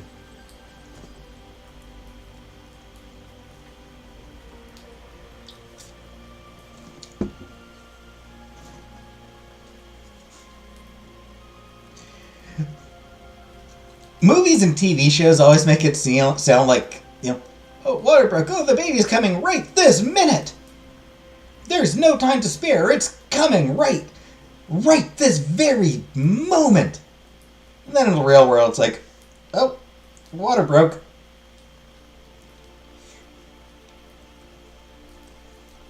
We got time to... Water broke. Yeah, I got time for breakfast. I got time to eat. Lol with the censorship. Yep. I mean, I'm glad for it, Sama. Well, no, I'm not getting... Come to think of it, I'm actually not getting, I think because the music in this game is copyrighted, I can't monetize this game anyway, this Let's Play anyway. So, come to think of it, it doesn't actually matter if it's, censored or not. I suppose that means that it doesn't get, actually taken down. The videos at least get to stay up, even if I don't make any money off them. Kiana was thus invited to enjoy the hot water in order to ease her pain. The whole staff was pampering her, and she greatly appreciated the attention. What a shame that my stomach aches so much. I could have almost come to like it. I thought the game was censoring. Well, yeah, it is. The game is censoring it, yes. The game itself is censored.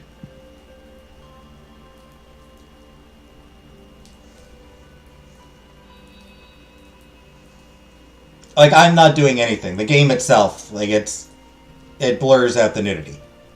It's not an 18+ game, so it blurs out the nudity.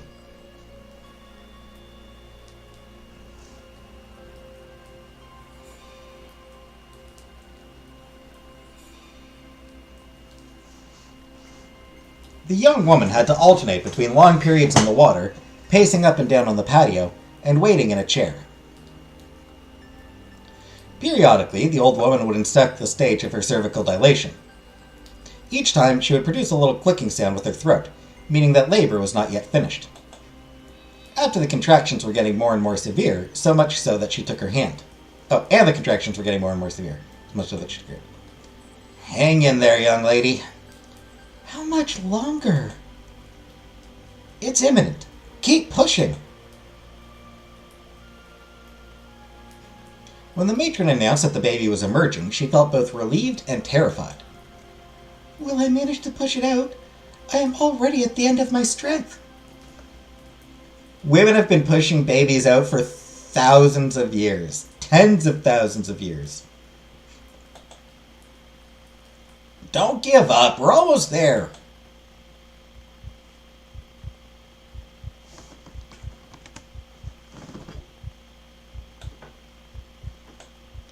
After that, the princess kept only fragmentary memories of what happened. She had eventually pushed the child out of her body. He had cried. Feverish, breathless, exhausted, she had laid down in her best to rest a bit. Her vision had become blurred, her heavy eyelids had closed by themselves, and she had probably lost consciousness for a few minutes. Little fire demon is cool. I didn't even notice that there. She was told that in the meantime, the retainers had washed the infant in a basin and wrapped him in swaddling clothes. When she regained consciousness, she was asked to get back on her feet so that she could drink the broth that was brought to her.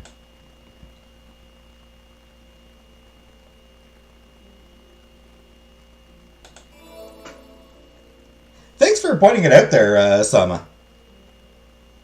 I didn't even notice it. I missed the birth, how was it? Lasted about 8 hours.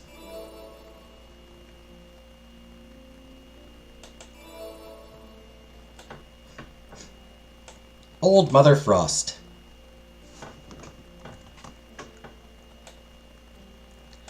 Old Mother Frost, or Mother Hole, depending on the versions, Frau Hole in German, is a tale told by the Grimm brothers in Children's and Household Tales, 1812, that covers the same basics as Cinderella. A mistreated heroine and an inflexible stepmother who favors her own daughter. However, the situation quickly runs out of control due to an incident. The poor girl drops her spindle in the well while spinning, and her cruel adoptive family retorts that she has to go retrieve it. Desperate, she jumps to meet what should be her death. Yet, she wakes up in an enchanted kingdom where a powerful sorceress named Old Mother Frost lives. The young girl works for her in exchange for a good life, and spends some time there before missing home. To reward her hard work, Old Mother Frost sends her back with a shower of gold, and she returns to her world richer than ever.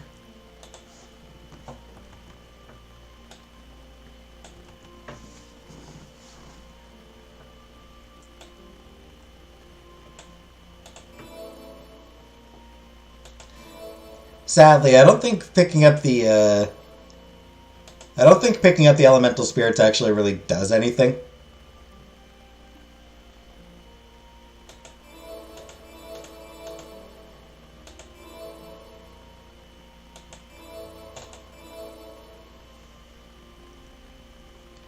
I feel so tired. Drink! You need to regain strength. She did as she was told without complaining and laid down again. The newborn was then placed next to her. He is well. You can take him in your arms. Worn out, she did not have the energy to hold him, and contented herself with looking at him in disbelief. This is incredible. So here I am, a mother. And she fell asleep, her hand on the child's frail body.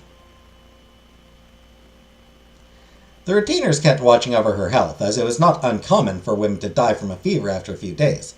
Likewise, infants who were too thin or born too early would often pass away within several hours. Fortunately, nothing of the sort occurred. Kiana stayed bedridden for some time with her son, as she had been told it was a little boy. She regretted almost immediately not being able to share that happiness with relatives. How I wish that Nahima were here, so that I could show her my child. Unable to ask her lifelong friend to come, she deemed it appropriate to invite her godmother to such an important moment of her life. Yes, love? Godmother, I wanted to present my newborn child to you. For a moment, the fairy seemed perplexed. I see that you hold our relationship in high regard. I am honored. It is the least I can do. Congratulations, love. I am certain that your mother would have been proud. Do you think so? Of course. Noticing the dark rings under her protege's eyes, Medea smiled peacefully. I am not going to stay very long. You need a rest. Already? But you have just arrived. I am moved by your attention, but my presence is not really essential. The father should not be long in manifesting himself anyway. She abruptly looked away. And if my instinct is right, you should not have to call me for a while. Take care of yourself, love. We will meet again. The room's curtains swayed as the creature was fading away through the window. See, that was my godmother. I never know what she thinks, but she seemed happy to see you. Incidentally, I will have to find you a godmother or a godfather to take care of you, should something happen to me. I wonder who would accept. Maybe Nahima, if I ever find her. I'm quite sure that she is going to adore you at first glance.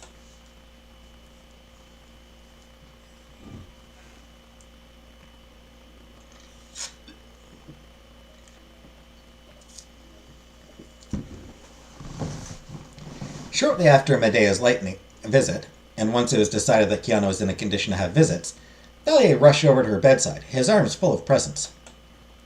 The young mother was moved by this attention and received him quite amiably. How do you feel, my lady? I was still weak a few days ago, but I feel a lot better now, although I sleep very little. I am glad to hear that. Doubtlessly this ordeal has been difficult, but you have prevailed in the end. And how is our little cherub? He is doing pretty well. He cries a lot at night to call for me, but I was told it is normal. He is still sleeping. Would you like to take him in your arms? The sovereign gladly accepted and embraced the child while gazing lovingly at him. In front of such a delighted and radiant face, Kiana began to adopt the same expression by unconscious imitation. How much he loves children. Thalia suddenly seemed to realize something and raised his head. Have you considered how you would like to name him? For my part, I have a list of propositions. I will gladly listen to them. I will choose the one that will suit me best. After multiple enumerations and heated debates, the couple settled on two names in particular. Only Clotaire and Philibert remained then. Philibert? Philibert? That was one of the finalists? Philibert made it to the finals? How bad were the rest of the names that fucking Philibert was a finalist?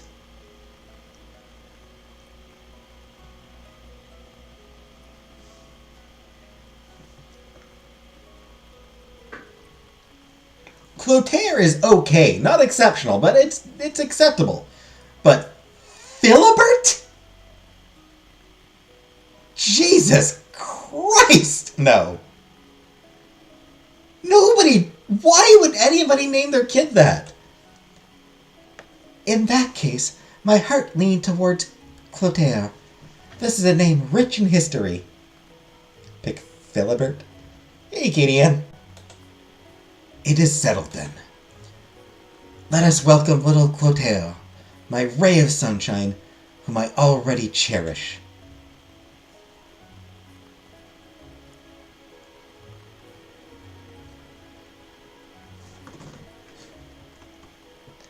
Well, jail, straight to jail. Sounds like a debate tech. I mean, yeah, like, kinda. Get it down to a name you want and a name that no reasonable person would ever select.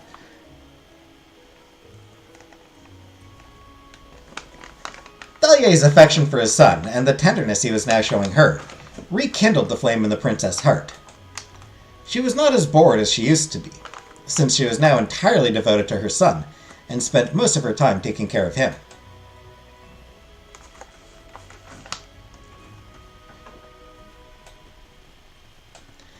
Between 2 breastfeeding sessions, she would occasionally watch this tiny being sleep.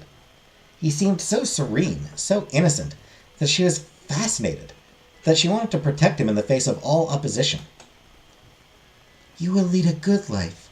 I will do everything I can to give you the best. Sir Philibussy. She would then place her finger in the palm of his hand. Although she was still a young mother, Dion had very quickly grown attached to her offspring. She felt important, useful, optimistic. You are not blocked, Jordan.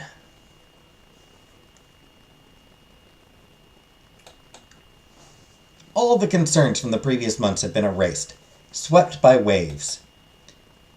In the end, it may not be so bad to be the prince's mistress.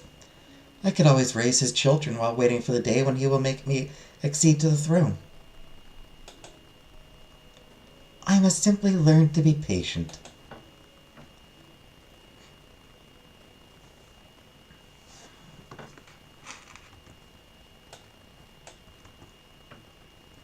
Thalier's outpouring of love for the heiress and Clotaire did not go unnoticed.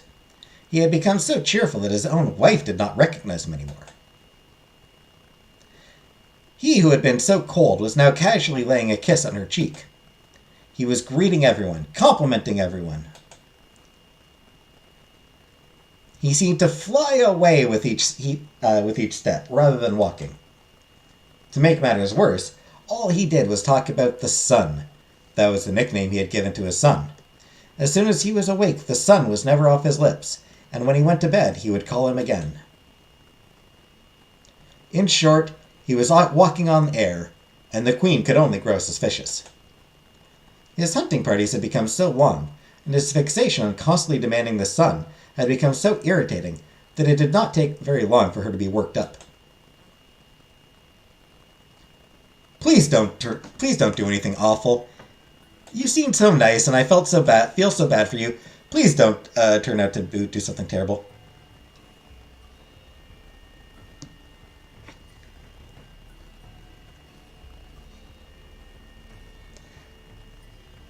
I did say Sir Philip. I did read Sir Philibussy, Jordan. I did, like, when you said it, I did read that out loud. My husband is not himself anymore.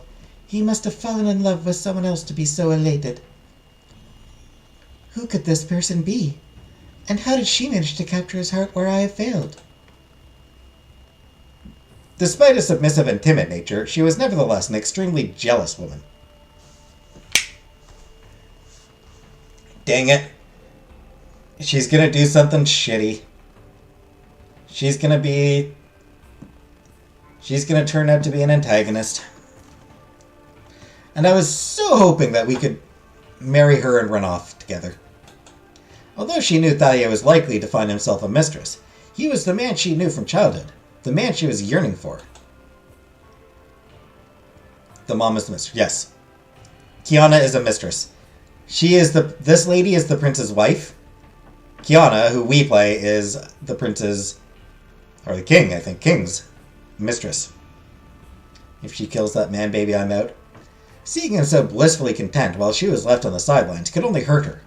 Thus curiosity had the upper hand. I need to know. The next day, she took advantage of the monarch's absence and summoned one of his close valets in order to make him confess. Listen, if you reveal to me who my husband fell in love with, I will make you rich.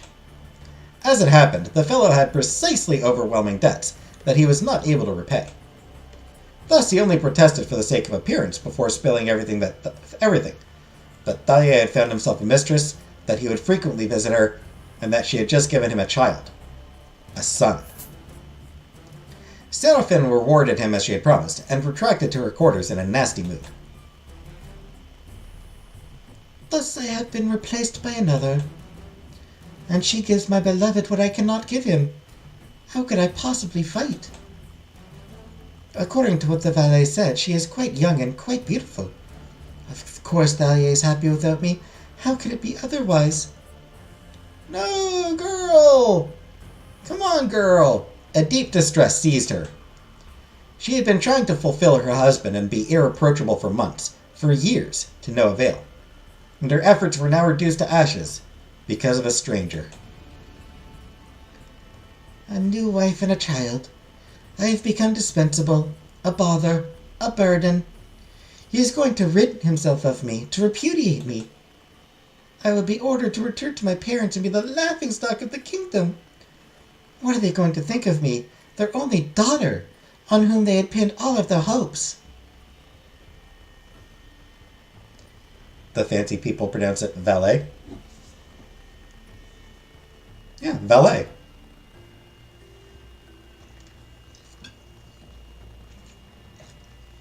Why is there a bovine in that room? It's a golden bull.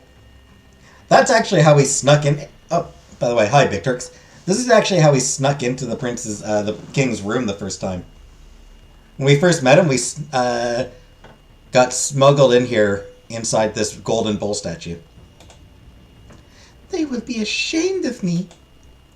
I will be sent to a convent, but I do not want a life of prayer. I want to stay with Thalia forever. I want to give him this family he so desires.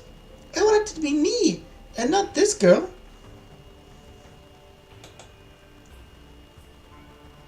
She's gonna do something bad. In another time, in another world, they could have been friends. Unfortunately, the queen had been sinking into the abyss of despair for far too long. She had been kowtowing for far too long. Her devastation was such that, instead of feeling sadness and withdrawing into herself a little more, she was seized with violent anger. The old Trojan horse kiss, or trick. She knew all too well the gruesome fate awaiting her. She had always known, and its imminence outraged her. She began to boil with rage, consumed with hatred. When the sovereign returned from his latest excursion, she pretended to be happy in front of him. She did not let any of her torments show, even though she was piercing her hand with a fork. Her heart had been dried up, and she only thought about eliminating her rival. With a restlessness that was impossible to ease, she was relentlessly pacing her room back and forth while biting her thumb. She had to save herself. She had to find a way to escape repudiation.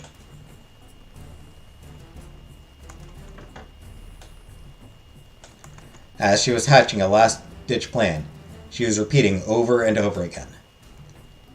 It is either her or me. Her or me.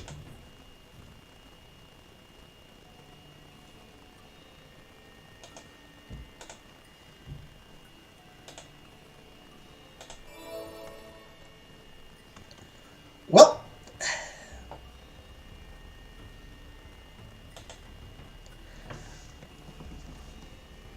they pronounce the T, valet, in Downton Abbey.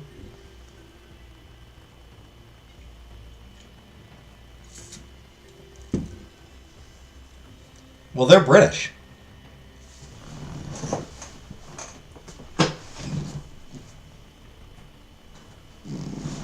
In Downton Abbey, they're British. This game is clearly meant to be sort of France. Or at least continental Europe. Yay, death, yep. Yeah, pretty safe to assume that next time we die. Again.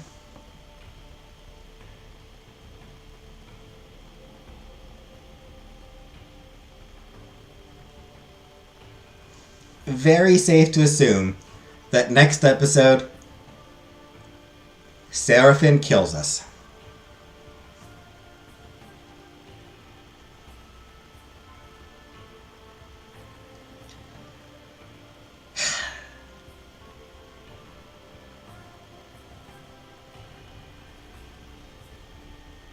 I only wanted to marry you, Seraphim.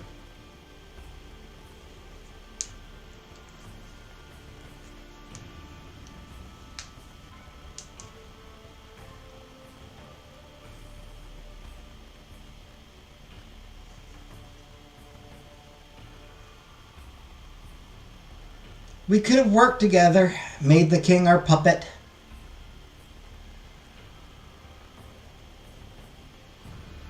Ruled together, secretly ruled together.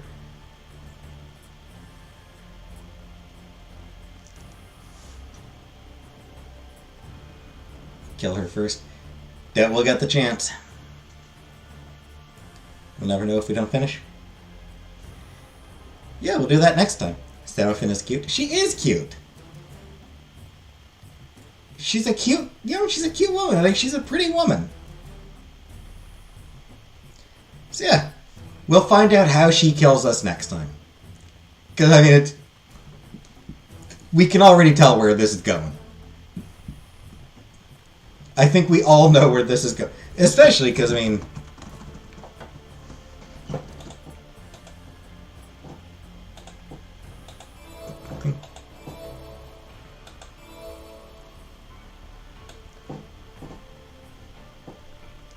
We've still got 15 more stories to get through. We've still got 15 more fairy tale entries. So clearly there's still plenty of game left. And,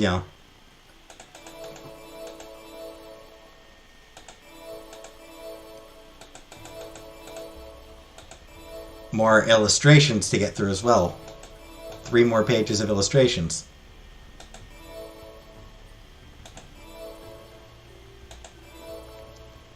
So, clearly there's enough game left that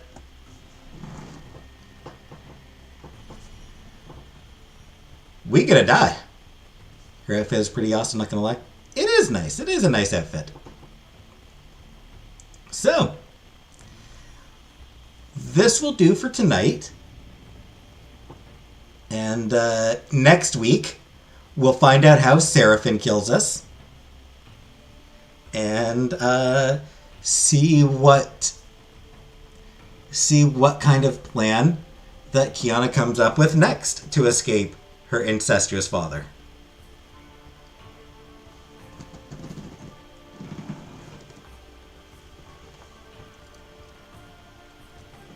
So for now, thanks for coming.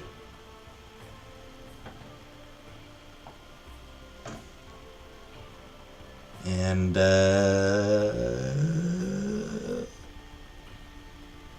I'll see you next time I'm live. Good night.